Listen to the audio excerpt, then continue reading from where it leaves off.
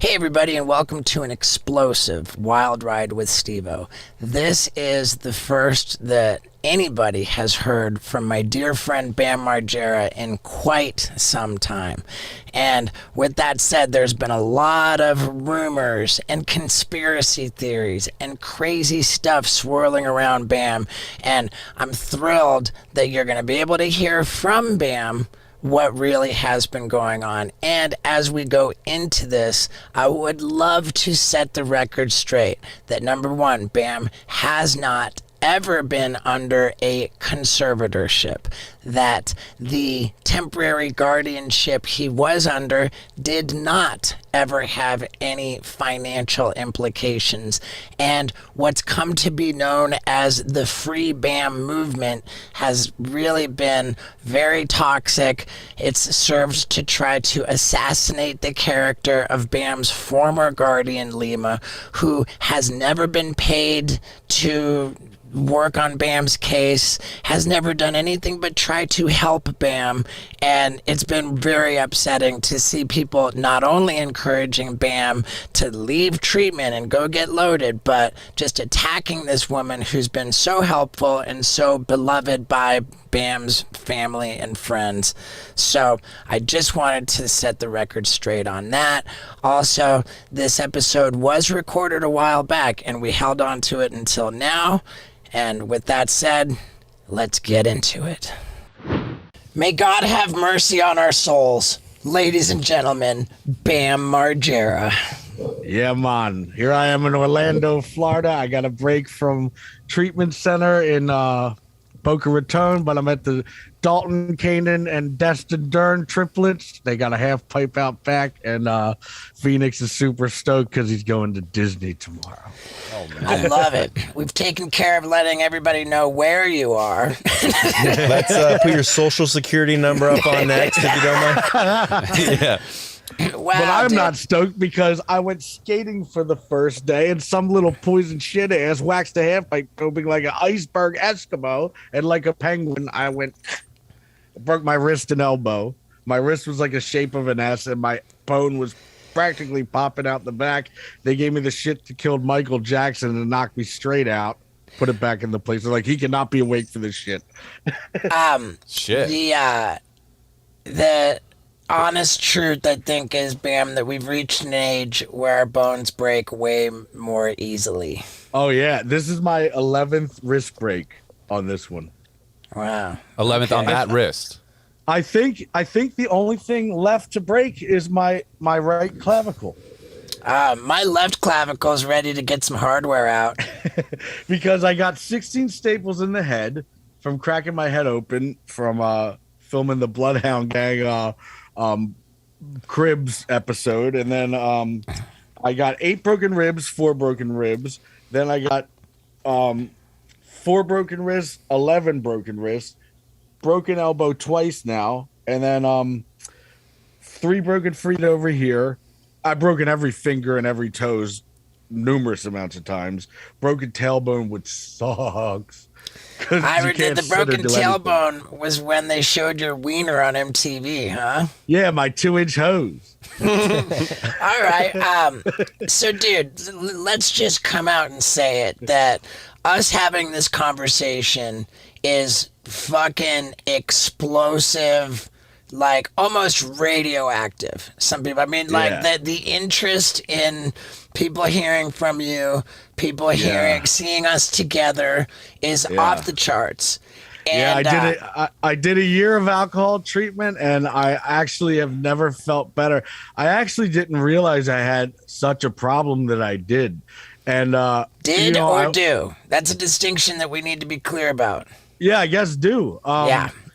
Because Novak said, dude, if you just do a year, you'll understand how much better you will feel. Because you always go 30 to 60 days, maybe 90 tops. But if you just do a year, you'll understand. And I call him up after a year. I'm like, Novak, I understand. I get it. I feel great now. You know, I do not want that lifestyle. I got a 4-year-old. I don't miss the hangovers whatsoever. And I just don't want to return to that anymore. Okay. And I think that is very good. I also I have to be honest that I'm concerned that I get the impression that you feel like, all right, I'm done. I did my year of treatment and now I'm done, and now I can kind of get back to running around and doing my own thing. Like I worry like crazy that you feel that the problem you have with alcoholism is something that you can handle on your own. Well, I still have 90 more days of class, but I'm going to transfer to Carlsbad to finish the classes. But they still drug test, alcohol test you every time I go. Right. I mean, just to give you an idea of what it was like for me, I remember understanding the statistics for alcoholics staying sober. They are not in our favor, Bam. Most alcoholics die drunk of causes related directly to alcoholism. And I've heard that only like 5% make it. And when I went into rehab, I was like, dude, I want to be in that 5%. And I'm willing to do whatever it takes to give myself the advantage. And that's why I lived in the little halfway house to protect my sobriety. I stayed in the little halfway house until I was 2 years sober. And only then, when I left the halfway house, even then, I needed to live like next door to like a sober guy because I wanted to protect my sobriety so much, it's just important to really, really protect it. And I say that as a guy who loves you, man. Like, you got to know. Yeah. It's not my job to say who's an alcoholic or who's not, but I think that we can agree. Yeah. I know, dude. I've been going for it for 10 years or more. There would be breaks and shit, but I mean, there were times I would just wake up to whiskey and hot. Sure. And without fail. All day long when I'd wake up with a hangover, Sure. And every time there was a break, without fail, whenever you took so much as one sip of alcohol, then the whole gorilla came out of the cage. You open that door one little crack and the whole gorilla comes out of the cage, and you can't get the gorilla back in the cage. Yeah, and not to mention, if I ever made skating plans or workout plans, I'm like, dude, all bets are off. I'm drinking. Like, for some reason, when I'm drinking, all activities are off. I just like to sit at home or whatever, crack jokes, watch TV, whatever. But I mean, I'll paint and stuff, but I'm not productive, like skating wise or working out wise. I just don't feel like it. Right. And what was so hard? Was it hard to admit that you had a problem, or was there? I think so, because because I wasn't like going out and being I wasn't going out to bars, and I wasn't being a mess. So the fact that I learned how to control behaving myself but still being wasted, I felt like I had an excuse to say I'm better than I was. Can you help enlighten us as to what period you're referring to when you were able to control being? Yeah. I mean, dude, those days are so long gone, Bam. Like, you didn't control shit. Well, I've tried every which method. I'm like, all right, I'm only going to sip on White Claws from now on. Yeah. Then I'd be like, all right, I'm only going to sip whiskey just every so once in a while. That didn't work out. All right, I'm just going to do white wine during dinner. That didn't work. Sure. I've tried it all, and I figured out that it just always turns into one glass, turns into two, then it turns into a bottle, turns into two bottles, then I'm out looking for booger sugar. Sure. I mean, I think that we've established that over and over again. And the other thing too is that by definition, an alcoholic can't keep himself sober. That's why we have this community of people who keep each other sober, and we stay sober by helping other people stay sober. And I'm telling you, man, that like the secret to success as an alcoholic is to join this team and do what we do. Well, that's why I liked when I packed up everything and I moved to San Marcos in Southern California, because I had such a tight group of skater friends that were sober. I had Naveed the shaman, who I was hiking with all the time, 8 miles a day, sometimes 5 at 5 in the morning. It was like our ritual. And then I was doing the Sheckler meetings all the time. I was doing your Wednesday meeting, your home group. And it was just working out. Then I twisted my ankle at Tony Hawk's house. Then from all there, it was just downhill. I'm like, I'm getting my 6-pack of fucking White Claw. Then it turned into 12-pack, and then I just started sitting around and drinking. And I'm particularly nervous, like right now, and this is the reason why I wanted to talk to you right now, is because you've got like a whole year that you've been in treatment. You're really like a good sort of distance from your last drink, and I feel like if the idea crawls into your head that you can get away with having a sip on some kind of a drink and then the whole gorilla comes out of the cage again, like, I don't want to do that anymore. And one should not want to do drugs, much less smoke cigarettes or vape. You know, as a society, we are at a point where people look upon smokers and vapors as losers. I said it, and I don't think you want to be a loser. I personally could not be more thrilled that I quit smoking cigarettes well over 10 years ago now. And I am even more thrilled that the Wild Ride podcast is here to help you quit cigarettes and or vaping. How? Because we've teamed up with Fume. It's this company that is just kicking butt in the quit smoking department. They make wooden inhalers that are handcrafted, that have cores which are infused with plant oils, which are proven to help with cravings and help you quit. Now, how do you get it? You go to breathefume.com/Stevo. That's breathefum.com/Stevo. By doing that and using the promo code Stevo, you get 10% off your entire order.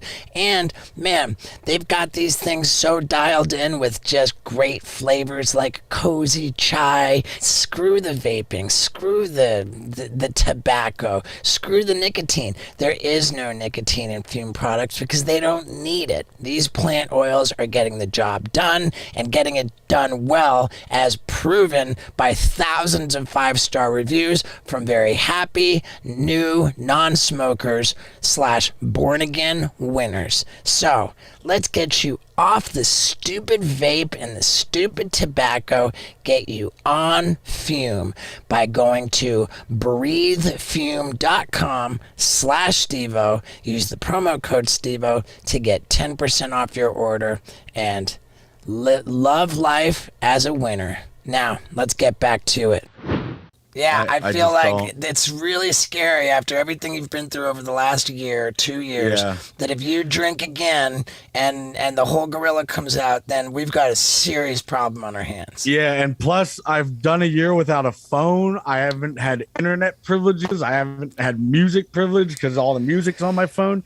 So like, once I turn my phone on and everybody knows I did a year sober, I have all these business opportunities that I do not want to fuck up. It's kind of like when Novak got the opportunity to work for Banyan Treatment Center, and he got a really big paycheck that he's like, oh my God, you know, like he knows that if he sips on even a glass of wine and Banyan finds out, he's fucked forever. So like, he does not want to ruin his relationship with Banyan. He's making great money and he's helping people. Right. You know? Good. And like, with this now, I have a brand new phone number. So when Viva La Bam days and just my drunken days, I let so many people in my bubble that it just fucking exploded. So many drinking buddies, so many people just, yo, let me get your number. Like if I had a good time with you that night, yo, let me get your number. Yeah, sure, whatever. And everybody would blow me up on the phone that I didn't even know who was important and who to answer to anymore. Now I got a tight group of friends that I talk to on the daily. You know, if somebody says, can I get your number? I say, nope. You know, I just keep it real tight. Talk to Danny Way on the regular, Yellow Wolf on the regular, you know, the Derns, Novak, Kat Von D, you know. I love that. And I gotta say, I'm really grateful that you and I have maintained a friendship, particularly throughout everything that's gone on with Jackass. Yeah. And I really, really want you to know that even though I don't think you choose to believe it, the fact is that the whole you getting your contract canceled or whatever you want to call it, kicked out of Jackass 4 was genuinely the same as me getting an intervention from Johnny Knoxville. You know, like the same people. But I got so much to say. Like in Jackass 2, I got drunk at the LAX airport with brass knuckles. I got a fucking felony charge, and I got high five for good press. Now I wind up sipping on a beer out front of a hotel on TMZ, and I get kicked out for being a liability. It's just fucking ridiculous. Okay. I mean, I'll entertain some of that. And back in the days of Jackass #2, we were in our heyday. We were at our worst. Drugs and alcohol were still working for us. Nobody was getting locked up in rehab or jail or like just having public meltdowns. And I hope that you can understand that at a certain point, like specifically over the last few years, that it stopped being fun, it stopped being funny, it stopped being cool, it stopped being something that we want to give you a high five for, because we've been watching you self-destruct. I will say specifically Tremaine and Knoxville saved my life by enforcing some consequences. Like if somebody doesn't, they made me want to jump off the tallest building on the planet. Okay, be careful with saying things like that, because that triggers 5150s and saying I want to jump up. I said that's why I got in my position, because I said if I don't see my kid, if he's not on that airplane, then I'm going to jump off a bridge or something. Right. And then I got Marchman acted in Florida, which means you have to do 90 days or something. And I said, have you ever seen my movies? I jump off of so many bridges into bushes and pools, you fucking idiots. I didn't mean I was going to kill myself. Right. So I did Madero Beach on the west side, and I made it 75 days. I had 15 days left. And they're like, Bam, you've been rocking the same sweatpants for 75 days. I'm like, yeah, I'm not trying to get any fucking pussy around here. I don't give a shit. And they're like, well, you're getting kicked out for bad hygiene. I'm like, oh my God. So I get to another place in Ocala National Forest. So I'm like, so this is day 76. They're like, oh no, you're starting at square one. I'm like, motherfucker. So I make it to day 80 there, and I smoke a cigarette and I throw it out, and it's smoking in a bush, and they film it. They're like, you could have lit the whole national forest on fire. You're getting sent to West Palm Beach. I'm like, motherfucker. Now I know I'm getting back to square one. That's why I've been doing this shit for a year. Okay. And I did 111 days there, and I wanted to get transferred to Florida because it was just a better option, until I figured out that the Marchman Act only happens in Florida. Okay. Now, what concerns me about, I mean, by the way, the stories are hilarious. Getting kicked out for bad hygiene and for trying to light a forest on fire. Both very funny anecdotes. But what concerns me about that is that you describe it as, oh, and that sent me back to square one, the clock, and so I had to start over. And it was longer before I could be done, you know? And I would just want to impress upon you that it's not about a beginning and an end. It's about learning a new way to live. And that new way to live is really, it's important that we don't blame everything on everybody else and assume the role of a victim. No, I know, but I already knew in Arizona that I wanted to end it and be over with alcohol. Better off drinking water like I do with my Liquid Death. Come on. This is a company that's saving the world, baby. You got infinitely recyclable aluminum cans because plastic is destroying the world.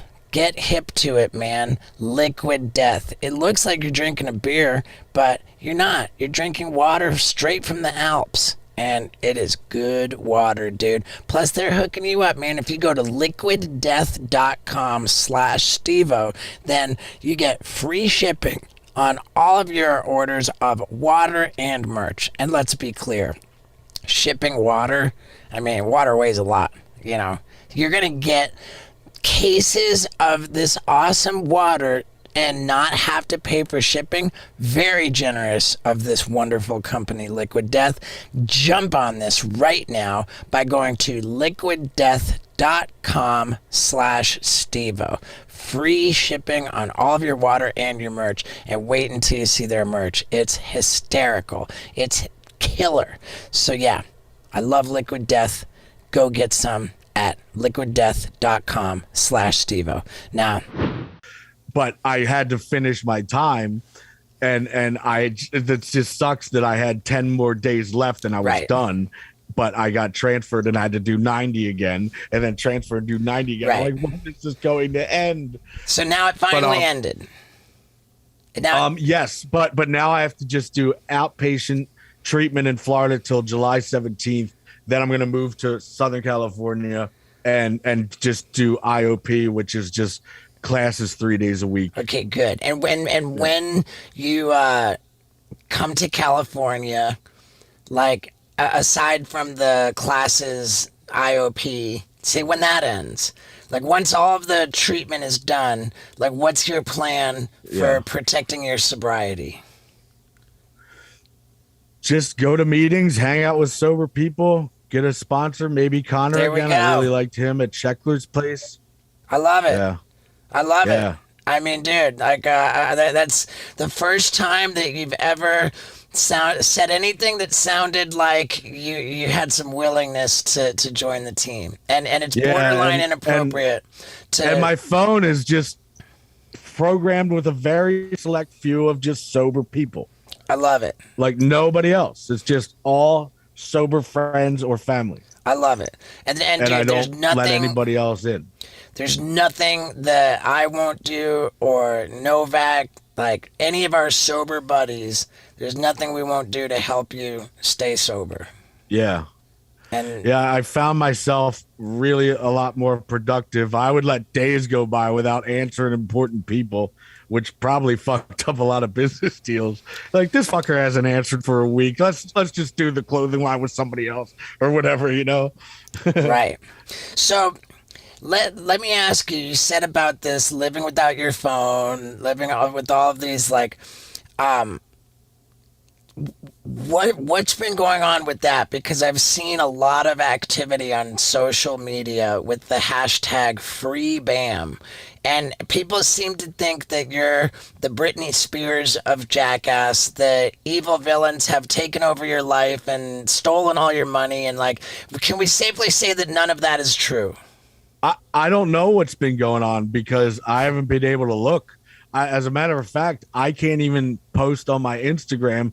Everything has to go through Johnny Schiller from Heart Supply because I had to sign a contract, because when I was dealing with the lawsuit with Paramount and Jackass, I was posting shit like, fuck these motherfuckers, and it was potentially ruining my lawsuit. So I had to sign a paper saying that only Johnny can clear what goes through my Instagram. So I don't even know my new passcode. I can't control what goes on it. Can I tell you, I think that's good news. Like you, and I couldn't be trusted with the laptop computer until I had been completely sober for 9 months. And even then it was a little bit questionable. So I think that having that filter, you know, I think that's absolutely great news. And I hope too, because I think that looking at your social media since you got out of treatment, it's feeling a lot more like you. When you were in treatment, it was fucking obvious that was not Bam posting. It was not in your voice. It was like oddly, like sort of masquerading as you, but it wasn't you, and it seemed kind of ingenuine, and it's starting to feel more genuine. So I get the sense that you're participating in what goes out.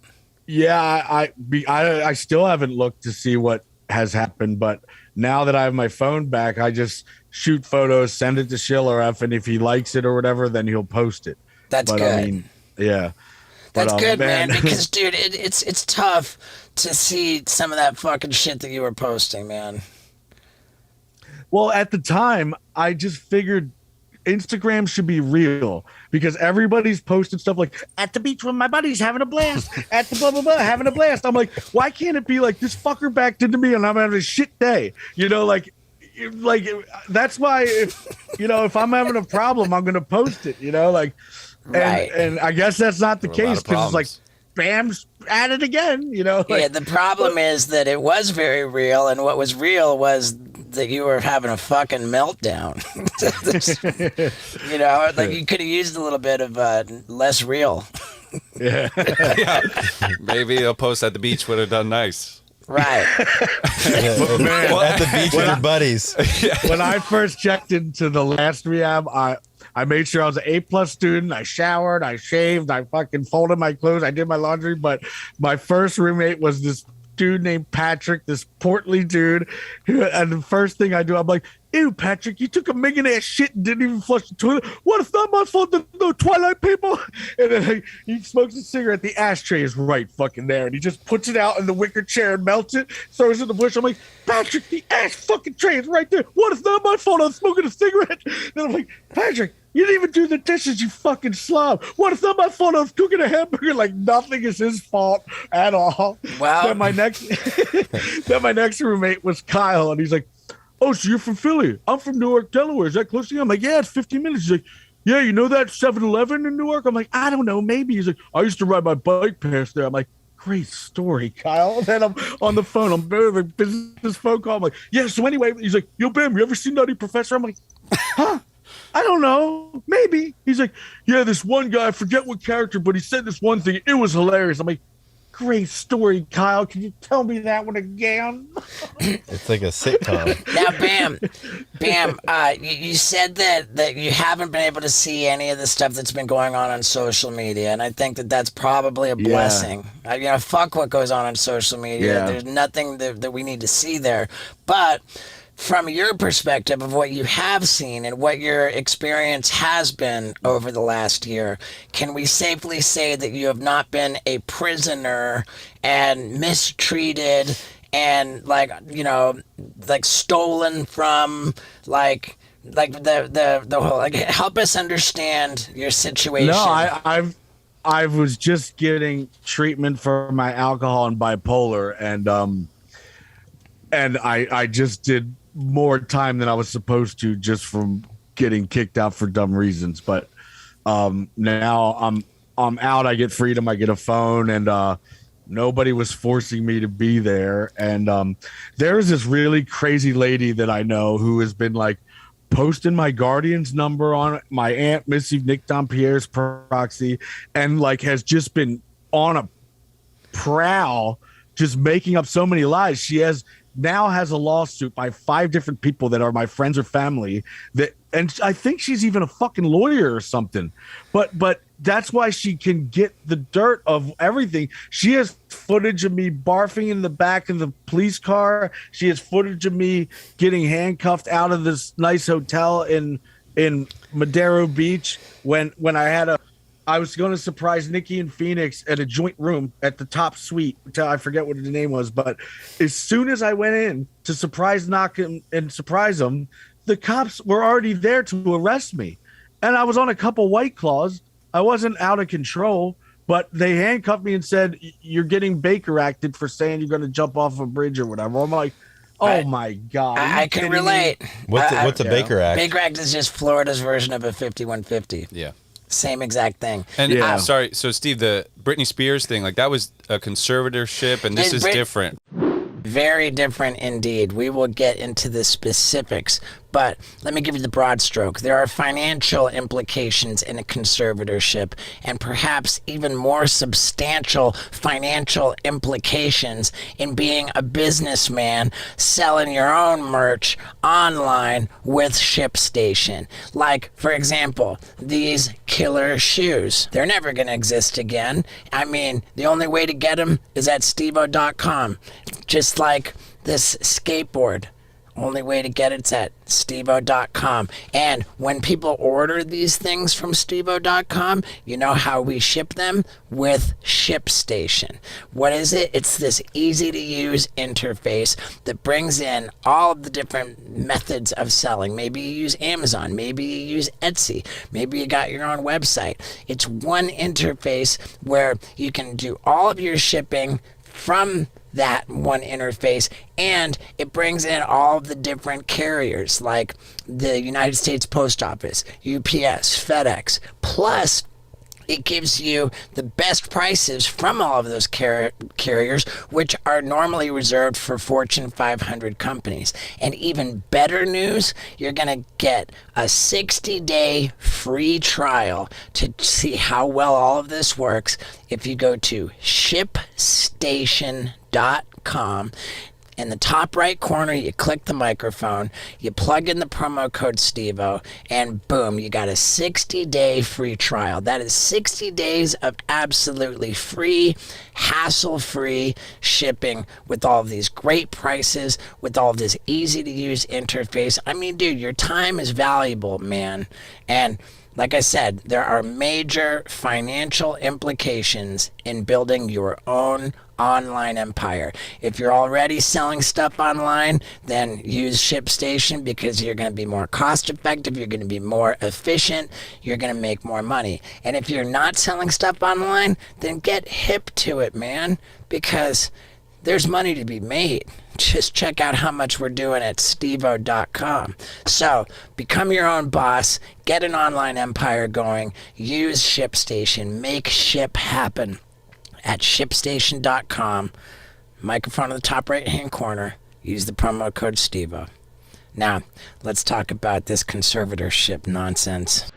Right. Britney Spears had a conservatorship, which has financial implications in which, like, she had no control of her own money and other people could spend their own money. And despite, like, conspiracy theorists online trying to say that a guardianship is the same as a conservatorship, it's not. And nobody has taken control of your money, Bam. Can we confirm that?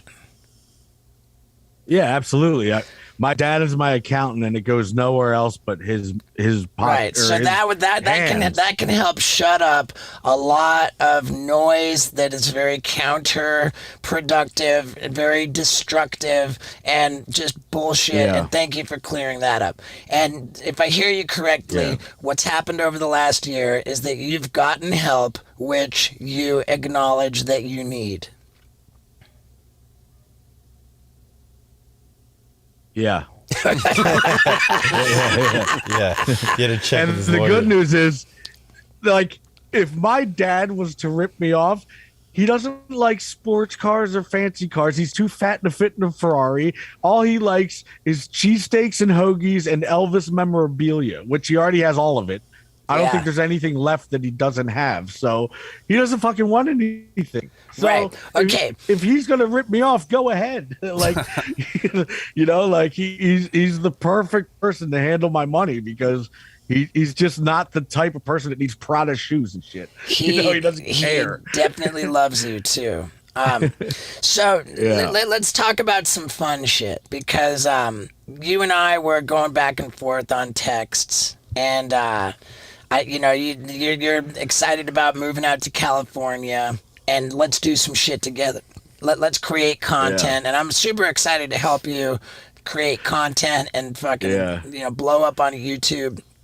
I've been super excited to help you. Yeah, I'm stoked that you got my YouTube back because this idiot Leon Hill was pocketing so much money from me. I found out. I didn't get your YouTube back. I created a He would new not YouTube. give me. Yeah, but he would not give me the password to it because I think he got $80,000 from it, and it was just a big mess. But So what's the new link? Forking it over. I remember setting. Yeah, but I have a lot of good stuff for the new YouTube channel. So thanks for hooking that up for me. But the last text that we have, I was just looking at it. It says, Steve-O, I was trying to jerk off in the shower. I slipped and fell and I hurt my ass. I'm flying you in with a mitten on to throw me a bone here. You're like, who needs a mitten? What is that? He said, "Put on a mitten and jack me off." A mitten because And it's I said, who needs a not mitten? gay if you have a mitten. If you have a glove on, it ain't gay. He's like, well, who needs a mitten? I'll just do it anyway. Now I think there's some confusion around this YouTube channel situation. I understand that I created a YouTube channel for you. But after I did that, Yes. I saw on your Instagram that you had a channel linked in your Instagram bio, and I'm just like, what's going on? I don't understand. I'm confused. But Didn't we get the / Bam Margera or I something think we like that? did. And that was I don't the know. thing. So it's not like you got the channel, but you See, the now problem / is Bam Margera goes to everybody the new one. handles everything on social media for me. So at the moment, can't control my Instagram.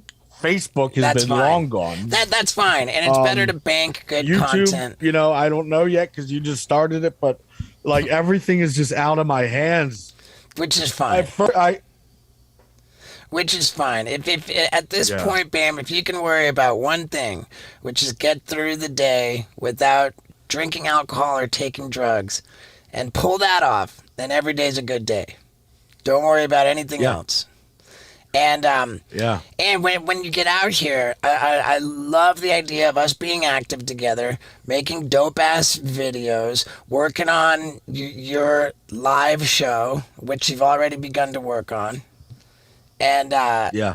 and stay sober and be productive, be focused, and come back, because like I've told you all along, you can't pretend to be in recovery.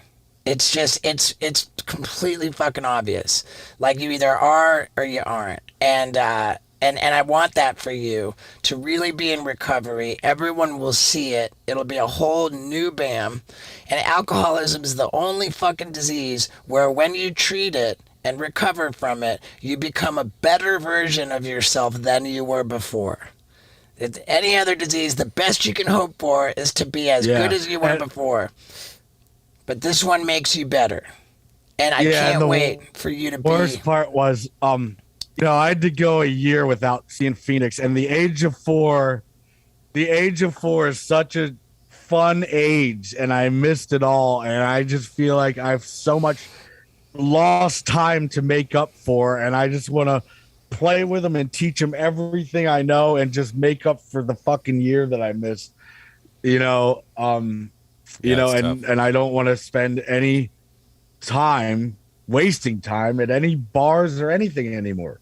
I've done that far too long. Don't need it anymore. Hey, can you talk about your live show? What do you have planned? What are you working on? What's it going to be like? Yeah, well, at the moment, me and Johnny Schiller from Heart Supply are really kicking in with doing decks and clothing, and tech decks are sold at Target right now, and then me and Yellow Wolf, he started Gold Tooth Clothing, and we're doing a collaboration with all my, he looked at my book and saw all my Jackass ideas. He's like, these are hilarious. We're doing a t-shirt line with this, so we're just doing a little collabo with that. And Danny Way and Yellow Wolf are doing this 5150 Psycho Elixir drink that they want me involved in. And, when I was in rehab, I was wondering why I had a nutritionist and I wasn't losing any weight. And I found out that my one roommate, Big Ben, he's like, I'm like, have you always been this big? He's like, no, I gained 100 pounds in here. I'm like, how? He's like, from Zyprexa and Depakote. I'm like, that's what the fuck I'm on.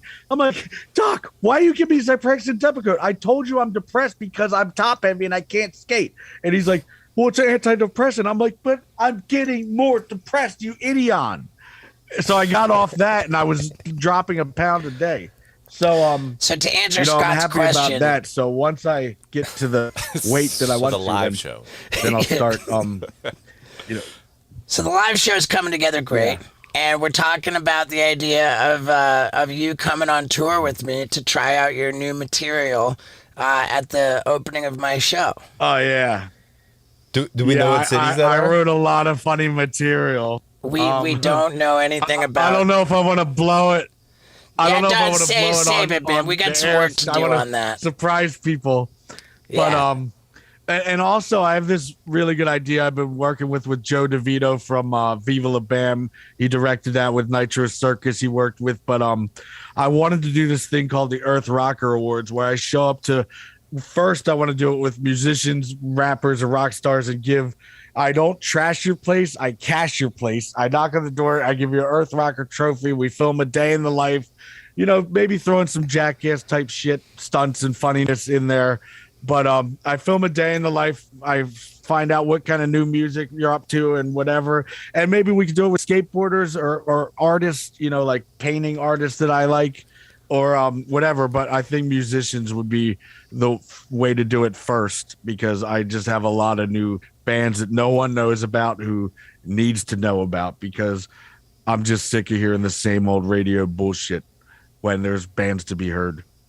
Like I've heard it all. I've been all over the world, and there's so many radio hits that could be hits, but they're just signed to a German label or something. That's why you don't hear of them.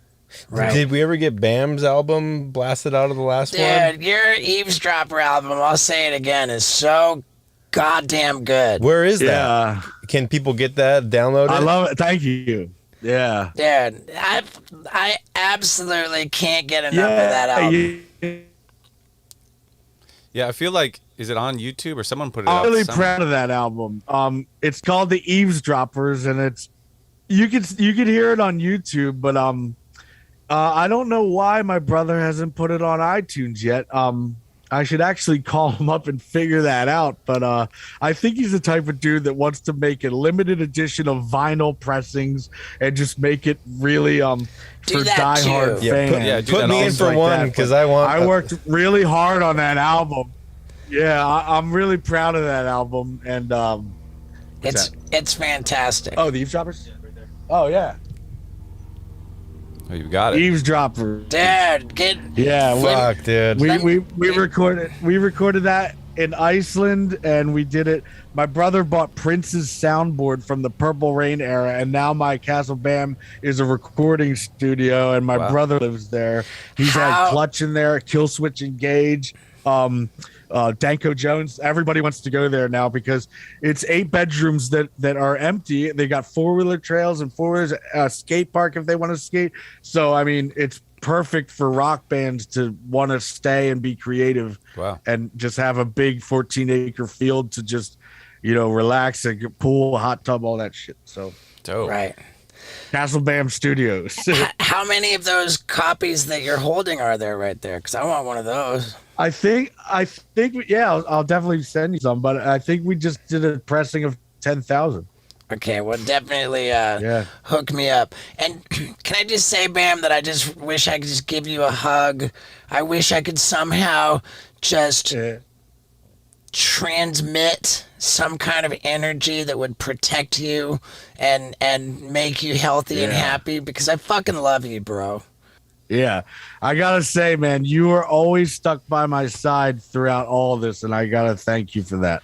I appreciate it. Anytime I was really down in the dumpster having a rough patch, you were always there to be by my side, and I can't thank you enough. Well, shit, man, I love the hell out of you, dude. I really do. And I find it particularly interesting, too, that when I was there, like, I never sugarcoated anything. I always told you, like, how it was. And I'm, like, the only person who didn't get in trouble with you for telling you what you didn't want to hear. And I appreciate that. I'm grateful for that. And like I said, I just wish I could hug you and transmit some kind of energy. I feel like we're closer now than when we were filming Jackass, actually.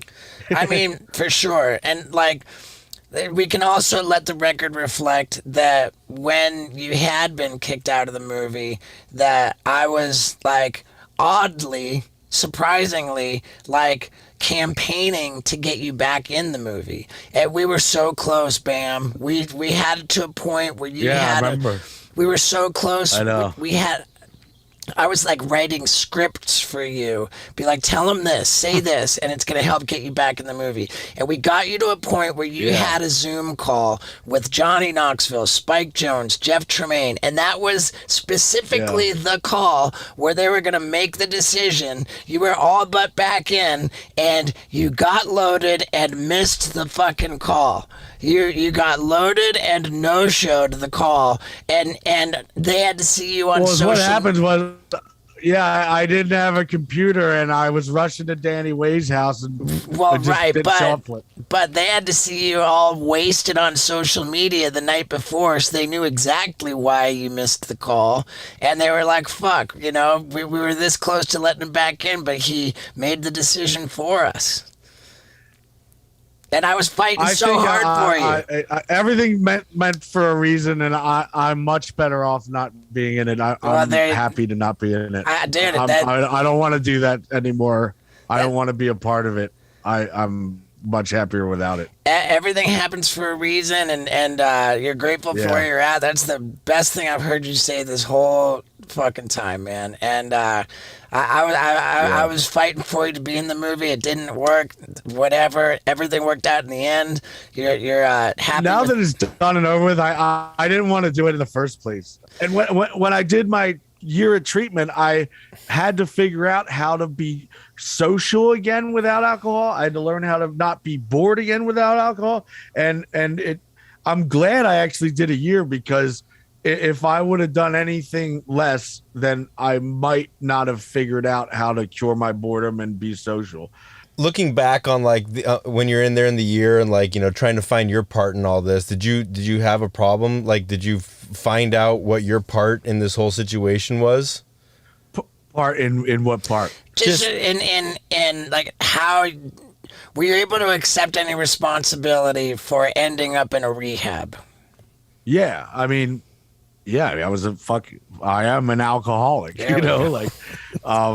I have been for a long time. I remember when I was probably 24, I was so mesmerized by Villa Vallo from him that, he would just walk down the street in Finland and girls would literally faint, sometimes guys too. So I would just follow his lead. I'm like, he's buying a pack of cigarettes, I'm buying a pack of cigarettes. Getting a beer, I'm getting a beer. He's doing a shot of Sambuca, I'm doing a shot of Sambuca. Then, once he cracked open a beer and when he woke up, that was the first time I'm like, you're drinking in the morning, in the daytime? He's like, yeah, why not? He's like, you want one? I'm like, well, I'm not going to let you do it alone, but this is fucking crazy. It was the first time I ever drank, and that's when I just, I thought it was crazy to be drunk in the day or even drink a beer in the day. I just thought it was a Friday night thing, Now, am I correct that Villa Vallo is sober for a long time now? Yeah. He, I think it's probably 6-7 years now, but I know that occasionally he'll have a beer or two with an old pal, but nothing more than that. He won't do any kind of all-nighters or shots. It'll just be a beer or two to catch up with an old pal. What I've heard, I don't know. That's what I've heard from friends from Finland. All right. But it's very rare. Okay. Well, dude, I gotta say, I'm super stoked that you're where you're at now, and my only concern is keeping you where you're at now. That's sober and healthy and happy, business opportunities. I feel like there's progress being made, and you've done a lot just in this conversation to indicate to me that you've made great progress and that we're heading in a good direction. Yeah, and I've been doing 5 meetings a month, or 5 meetings a week every week. Good. That's good. Yeah. Yeah, we miss seeing you in San Diego, dude. I know. I can't wait to get there, man. Yeah. I really can't. I'm excited for your YouTube channel too. Are you, for you, because I always tell people, when people ask me about you or you come up in conversation, I feel a need to tell people and remind people you kind of invented this shit. You were playing around with your friends, filming shit, editing your videos and distributing them before YouTube, before any of this shit. So now for you, looking at YouTube, I don't know. Do you look at it I invented this shit kind of, or how does YouTube strike you? I knew that, if you look at CKY2K or CKY1, it's something that you could always watch because, dude, skate videos just become so outdated. I remember watching Plan B Questionable video over and over and over again because it was just such uncomparable to any other video. It was the best. Danny Way was the best.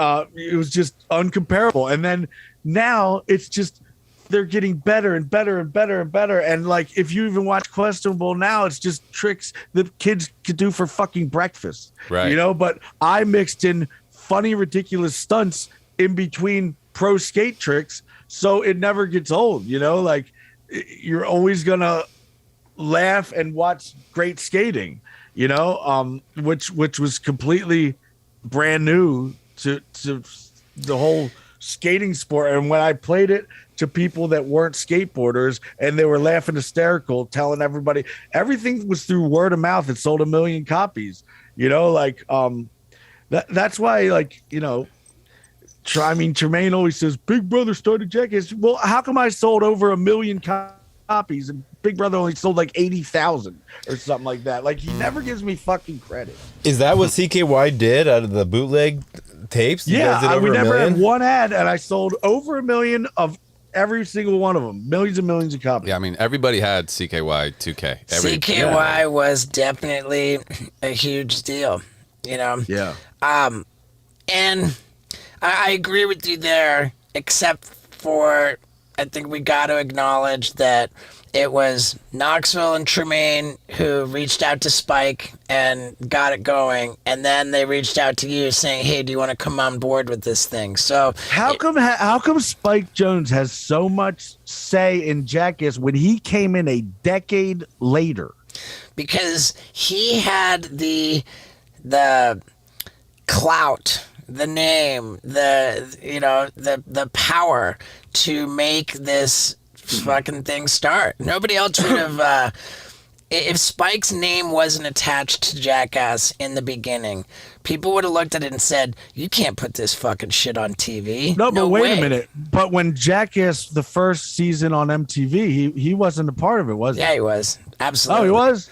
For Didn't know sure. that. And he also helped like shape the look of the show a little bit. Yeah. Like I did not know that. I just thought 10 years later he popped his head in the dick house, and then that was that. The only way they even got a meeting was because Spike was attached to it. And I guess he was just so MIA all the time. I just didn't Yeah. know that he was even a part of it. Spike was the one who opened the door, and I genuinely believe that without Spike, people would have looked at the footage that they were trying to sell and said, "You cannot put this fucking reckless, violent, fucking crazy shit on TV." Spike has made phenomenal movies. Because Spike's name was attached to it, it somehow made what we do permissible for broadcast television. You know? Yeah, I know. Well, I heard the first pitch to like HBO or something was like, "We're not fucking ever playing this. You crazy?" Right. And then I guess MTV was like, "All right, we'll give it a shot." And then like a light switch.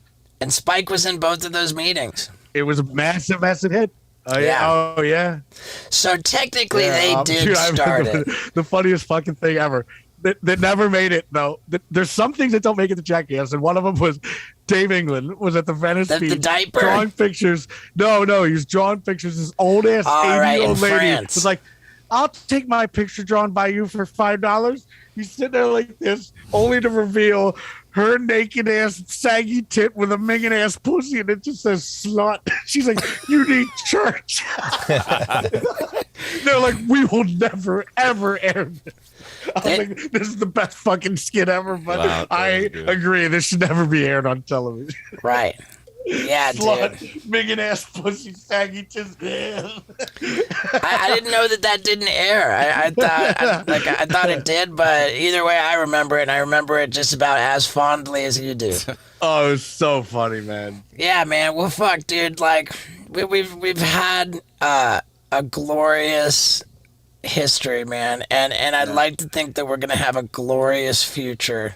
And for that to be the case, I really, really want you to take seriously what they're telling you in these fucking classes that you still have to go to, because that's like been the most life-saving thing for me. Like, my life is good now because when I was in those rehabs, when I was in those classes, that outpatient shit, that I really listened to what the fuck they said to do, and I followed their suggestions, and my life is really goddamn good because of it, and I want the same for you.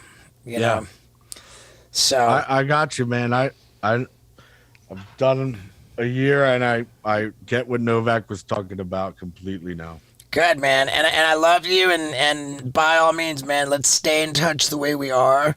Absolutely. Let's keep doing the fucking thing, and when you get out here, let's fucking make it better and better.